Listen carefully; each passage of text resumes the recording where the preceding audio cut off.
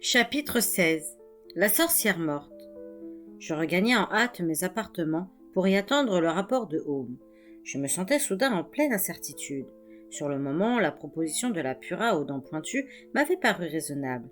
À présent, seul avec moi-même, j'en mesurais toute la folie. Comment avais-je pu négocier ainsi avec une simple femelle? Était-ce le Skyhoom? Il m'était arrivé la même chose quand j'avais discuté avec Nessa et qu'elle avait pressé son front contre le mien. Je m'étais laissé influencer. Pour sauver sa plus jeune sœur, j'avais imprudemment tué un hommage et un assassin Sheksa, ce qui m'avait conduit à ma situation actuelle. Et voilà que ça recommençait avec cette étrange Pura. Peut-être contrôlait-elle mes pensées et mes actes grâce à quelques sortilèges? J'ignorais tout de sa magie. Contre elle, mes défenses habituelles étaient sans doute inefficaces. Écartant mes craintes, je tentais d'examiner les choses avec logique. Cette sorcière savait créer une illusion assez puissante pour qu'on la prenne pour Nessa. Je m'étais préparé à l'idée de libérer la fille pour distraire momentanément le Hagenbrod. Pourquoi ne pas faire de même avec la dénommée Grimalkin? Elle était la tueuse d'un clan de sorcières et elle avait montré de quoi elle était capable en tuant 4 membres de la Houssa. Je n'avais qu'à retourner dans son cachot sans être vue et desserrer la chaîne qui lui emprisonnait le cou. Comment cela lui permettrait-il de s'échapper? Je n'en avais aucune idée, mais c'était son problème. Si elle échouait, je garderais les 3 sœurs et appliquerais mon plan original.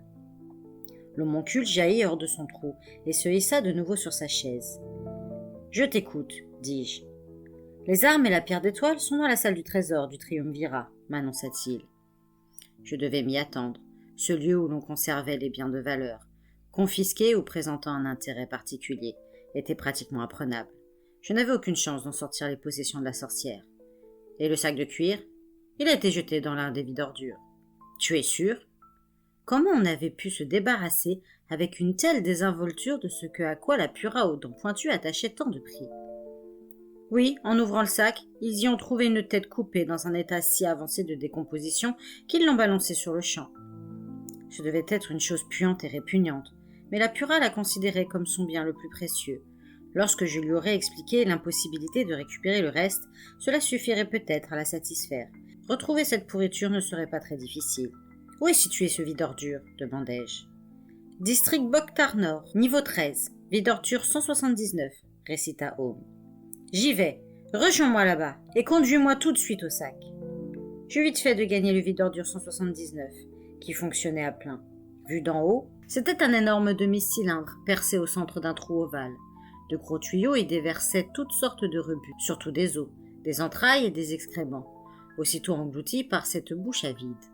Tout autour, la scoria était maculée de traînées brunâtres, et je fus soulagé de ne pas avoir à descendre par le boyau lui-même. Un système d'échelles permettait aux ouvriers de maintenance d'atteindre les ordures, qu'ils répandaient en utilisant des pelles et des chariots pour que le flot ne soit pas bloqué. Je dévalai une série d'échelles. Je ne voyais au-dessous de moi qu'un seul Kobalos, poussant sa charrette d'immondices. La présence d'un mage de Hesda à cet endroit n'aurait pas manqué de surprendre. Mieux valait passer inaperçu. Une dizaine de Kobalos devaient être employés à chaque vide-ordure, mais chacun transportait sa charge à une certaine distance. Avec un peu de chance, ils ne me verraient pas. Je décidai donc de ne pas gaspiller mes forces magiques et de me dispenser d'un sort d'invisibilité. O m'attendait docilement en bas, agitant avec énergie sa longue queue de rat. Sans que je lui aie ordonné, il bondit, et je le suivis. En un rien de temps, mes bottes furent maculées de fange. J'eus vite repéré ce que je cherchais. Le problème, c'est que quelqu'un l'avait trouvé avant moi. 2 personnages marchaient non loin de là, et l'un d'eux portait un sac. Ils conversaient et ne me remarquèrent pas tout de suite. Mais quand je ne fus plus qu'à 20 pas, le porteur du sac se retourna. À ma grande stupéfaction, je découvris une Pura, une étrangère. Elle n'était pas de Valkarki. Elle portait une jupe qui lui descendait aux chevilles avec une veste en peau de renard, sale et boutonnée jusqu'au cou.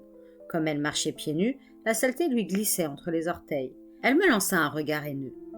Était-ce des complices de Grimalkin, d'autres sorcières humaines?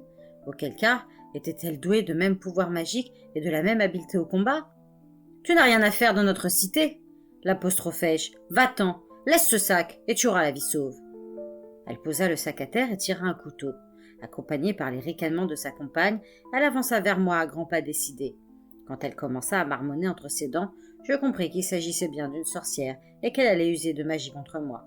En quelques secondes, son apparence se modifia.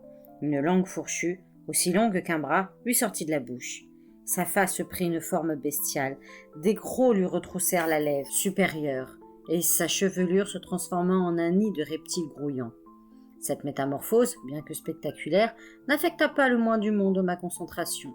Je m'élançai, et avant que son couteau ait touché ma peau, je tirai mon épée et lui détachai proprement la tête des épaules.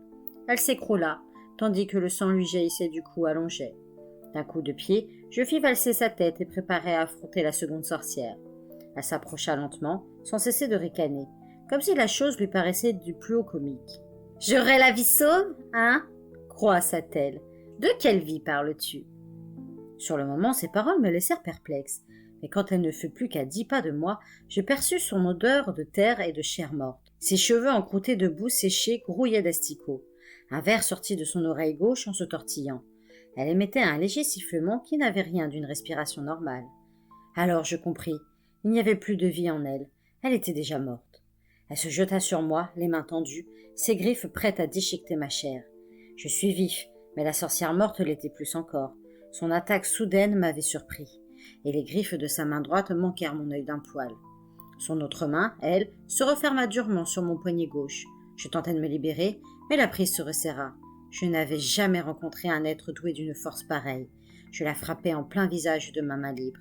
Elle ne vacilla même pas. Ses doigts montraient dans la chair jusqu'à l'os, tel un cercle de métal. Ma main inerte lâcha l'épée, qui s'enfonça dans le bourbier.